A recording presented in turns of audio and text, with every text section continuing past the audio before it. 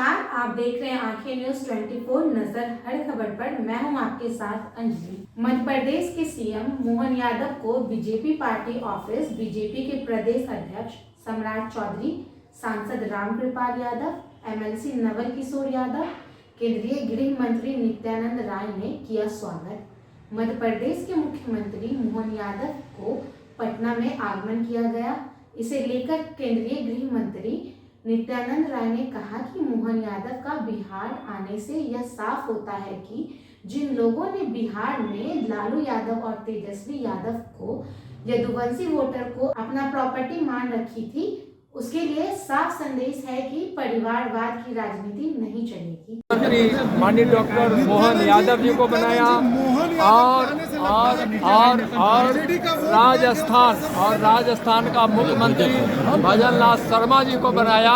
यह दर्शाता है कि भारतीय जनता पार्टी सभी वर्ग और सभी समाज को प्रतिनिधित्व देने वाली, सम्मान देने वाली पार्टी है। यादव वोट बैंक में कोई सेनवारी हो पाएगी? सबसे भारतीय जनता पार्टी के जनसंघ काल से उठाकर देखिए, भारतीय जनता पार्टी का लगाव, भारतीय जनता पार्टी और जनसंघ से लगाव सभी वर्गों का रहा है।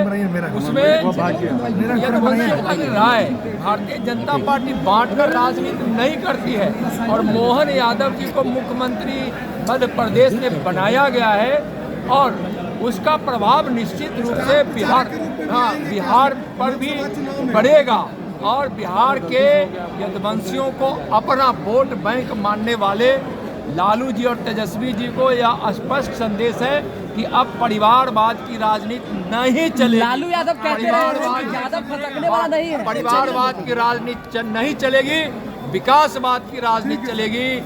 भारत के बिहार के विरासत पर राजनीति चलेगी। विरासत यानी जो इसका वैभवता है, जो इसका गुण है, जो इसकी विशिष्टता है, जो पिछले कुछ वर्षों में जो लालू जी के शासनकाल में और तेजस्वी और नीतीश जी के शासनकाल में जो बिहार बदनामी की ओर जा रहा है, यहाँ बिहार को भी विकास और नौजवानों को रोजगार चाहिए। अब भारतीय जनता पार्टी की नीति और माननीय प्रधानमंत्री आदरणीय नरेंद्र मोदी जी की नीति सबका साथ सबका विकास और उनके भगीरथ प्रयास से विकास की गंगा जो जन जन जन तक पहुँच रही है, गरीब कल्याण और विकास की योजनाओं से जो देश और बिहार की गरीबी मिट रही है, लोग आज मानते हैं कि मोदी जी के कारण ये हो रहा है और मोदी जी हैं तो मुमकिन भी है। और यही कारण है कि दुनिया के सबसे हमारे लोकप्रिय नेता हैं और 2047 में जब भारत आज़ादी का 100वां वर्षगांठ मना रहा होगा, उस समय तक भारत को विकसित भारत बनाने का संकल्प माननीय नरेंद्र मोदी जी का है। और तो और अब हमारे यहाँ तो वर्तमान के दौर में इस बात को भी देखा जाता है कि एक परिवार में से अगर एक आदमी को दायित्व मिला है तो वो स्वतः ही मना करता कि मेरे अपने परिवार में दूसरे को जवाबदारी मत दो, हमारे बाकी कार्यकर्ताओं को दे दो। ये हमारी परंपरा है। इस परंपरा के बलबूते पर हम सभी को जोड़ना जानते हैं और सभी को साथ लेके चलना चाहते हैं।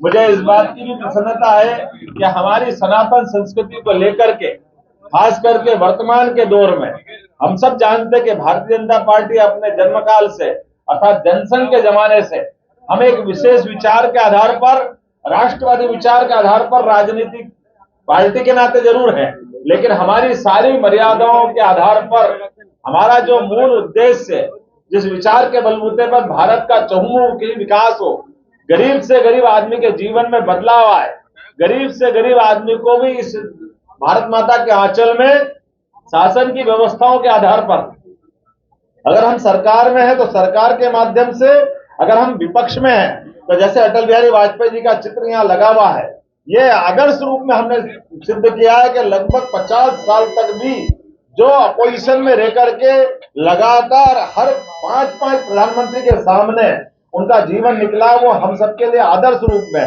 अपने यहाँ इस मंच पर भी कई सारे आदर्श रूप में कार्यकर्ता है जिनने लंबा संघर्ष अपना जीवन का जिया है, लेकिन किसी सिद्धांत से समझौता नहीं किया। मैं इस बात के लिए धन्यवाद देना चाहूंगा बिहार इकाई को।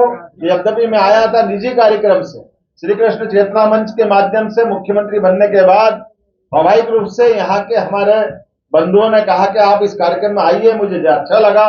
और बिहार तो वो धरती है जहां अशोक के काल से मध्य प्रदेश और बिहार का रिश्ता जुड़ता आया है। 10 साल तक अशोक उस समय गवर्नर रहे, जहां संघमित्रा महेंद्र उनकी संतान रही है, और बाद के काल में वो सम्राट बनकर के हमारे सामने आए। और बिहार की वो धरती है जिनने आज से 2500 से 3000 साल पहले लोकतंत्र को जनता के सामने प्रकटीकरण का एक अनूठा उदाहरण प्रस्तुत किया। और बिहार में किस बात की कमी है?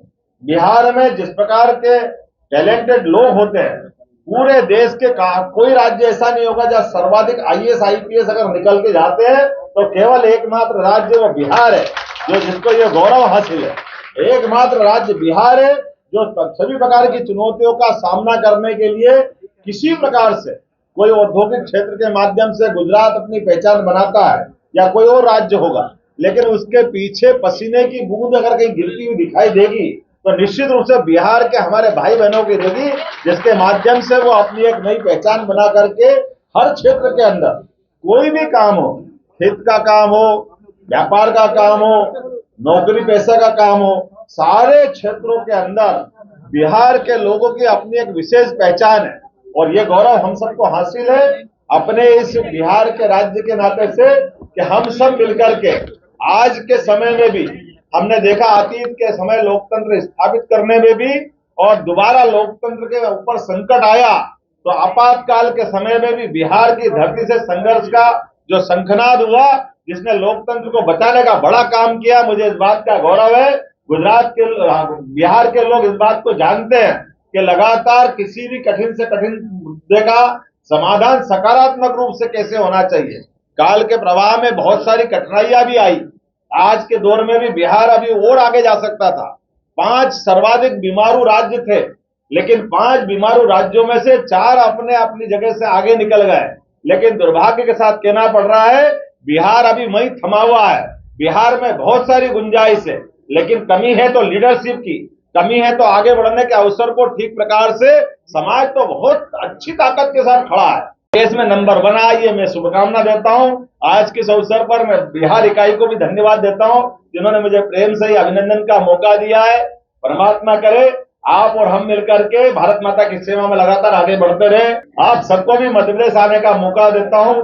हम सब मिलकर के हमारे यहाँ 2 ज्योतिर्लिंग है, बाबा महाकाल है, मंगलेश्वर है, और अनेक पर्यटन के और अनेक प्रकार व्यापार व्यवसाय के बहुत सारी संभावनाओं से भरा हुआ मध्य प्रदेश से मैं प्रत्येक बिहार के भाई बहनों का आमंत्रण देता हूं। ऐसे ही खबरों की जानकारी के लिए जुड़े रहें हमारे साथ और देखते रहें आंखें न्यूज 24 नजर हर खबर पर।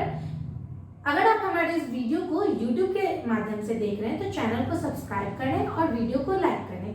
अगर आप हमारे इसी वीडियो को Facebook पेज के माध्यम से देख रहे हैं तो पेज को फॉलो और वीडियो को लाइक करना ना भूलें। अगर आपने अभी तक हमारे चैनल को सब्सक्राइब नहीं किया है तो हमारे चैनल को जल्द से जल्द सब्सक्राइब करें, लाइक करें, शेयर करें और कमेंट।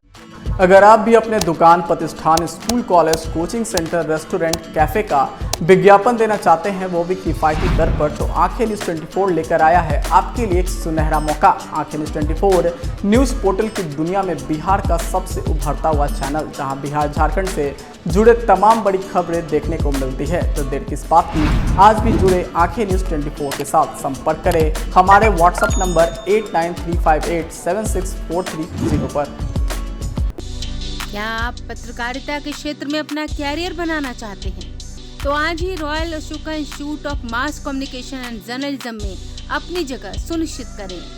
आर्यभट्ट ज्ञान विश्वविद्यालय पटना से मान्यता प्राप्त 100% प्लेसमेंट के साथ royal Ashoka institute of mass communication and journalism नामांकन जारी है।